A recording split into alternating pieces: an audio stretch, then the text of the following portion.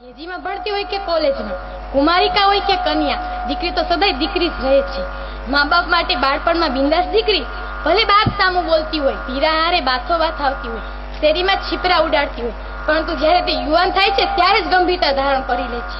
લગ્ન વખતે પીઠી ચડી આમ તેમ સહેલીઓ સાથે મલકાતી, આનંદ માણતી, હજુ જાન પરણવાની થોડી વાર છે, પરંતુ જ્યારે ગામમાં કે શેરીમાં જાન આવે છે ને ત્યારે તે વિચાર કરે છે, મારી આ છત્રછાયા જેવા ભાવનો બદલો છોડીને આજે પારકાને પોતાના કરવાનો સમય થઈ ગયો છે.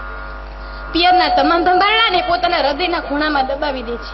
સાસરિયાવાળા કે ગામવાળા પૂછે કે વહુ કરિયાવરમાં શું લાવી, સાસરિયાવાળા કે ગામવાળા પૂછે કે વહુ કરિયાવરમાં શું લાવી, ત્યારે એની લાગણીઓને અહીંયા કોઈ જ વિચાર નથી કરતું.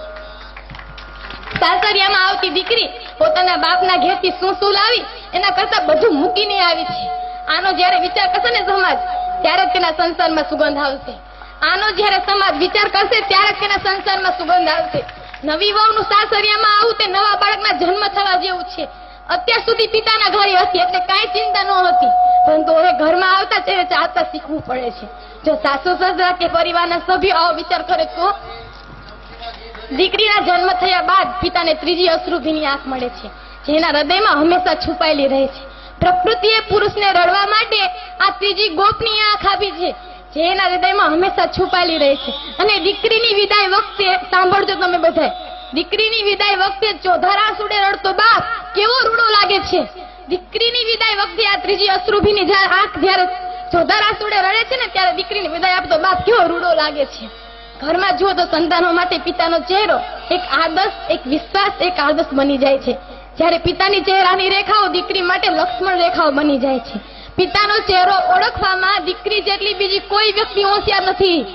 પિતાનો ચહેરો ઓળખવામાં દીકરી જેટલી બીજી કોઈ વ્યક્તિ હોશિયાર નથી. દીકરી માટે પિતાનો બોલ, શબ્દો એટલે વેદ અને પુરાણ કે બાઇબલના વાક્ય બની જાય છે. પિતા શું બોલ્યા એ સમજવા પહેલા દીકરીના હોઠમાંથી શબ્દો સરી પડે છે. હા પપ્પા, એ આવી પપ્પા, આનું નામ દીકરી. જેને દીકરી હોય તે પિતાનો હૃદયનો એક ધબકારો છે પોતાના જીવવા માટે, જ્યારે બીજો ધબકારો દીકરીના કાયમી સુખ માટે છે. કેટલીક વાર દીકરીથી નાનકડી ભૂલ ચૂક થઈ જાય તો દીકરી કહે છે, મમ્મી તું પપ્પાને ન કહેતી. આમ પપ્પાના હૃદય સિંહાસન પર પ્રેમનો અભિષેક ઝીલવા એક દીકરી હંમેશા તત્પર રહે છે, ક્યારેય પિતાની નજરે નીચે બતાવ નથી જાતી. સાસરિયામાંથી અવારનવાર આવતી દીકરી કઈ લેવા નથી આવતી, પરંતુ પિતાની ખબર લેવા આવે છે, પિતાની શારીરિક આર્થિક સ્થિતિ જોવા આવે છે. કઈ વાંધો તો નથી ને?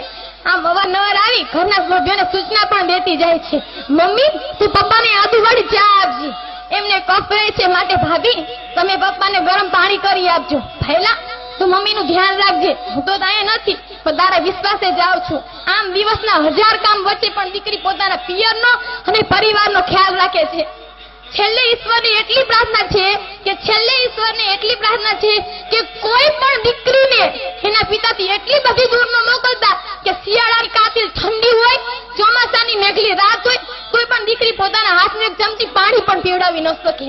છેલ્લે વખતે પિતા પણ કહેતા હોય છે, મારી દીકરીને તેડાવી લો, મારે એનું મોં જોવું છે. છેલ્લે વખતે ખરેખર જે આ પૃથ્વી પર દીકરીના મા બાપ છે તેઓ ઈશ્વરની નજીક છે. ખરેખર જે આ પૃથ્વી પર દીકરીના મા બાપ છે ને એ ઈશ્વરની નજીક છે. આ પિતા પુત્રીના પ્રેમાને મારી લાખ લાખ વંદના. આ પિતા પુત્રીના પ્રેમાને મારી લાખ લાખ વંદના. આ છે અનમોલ રત્ન દીકરી, આ છે અનમોલ રત્ન દીકરી. गगन की शोभा सितारों से होती है,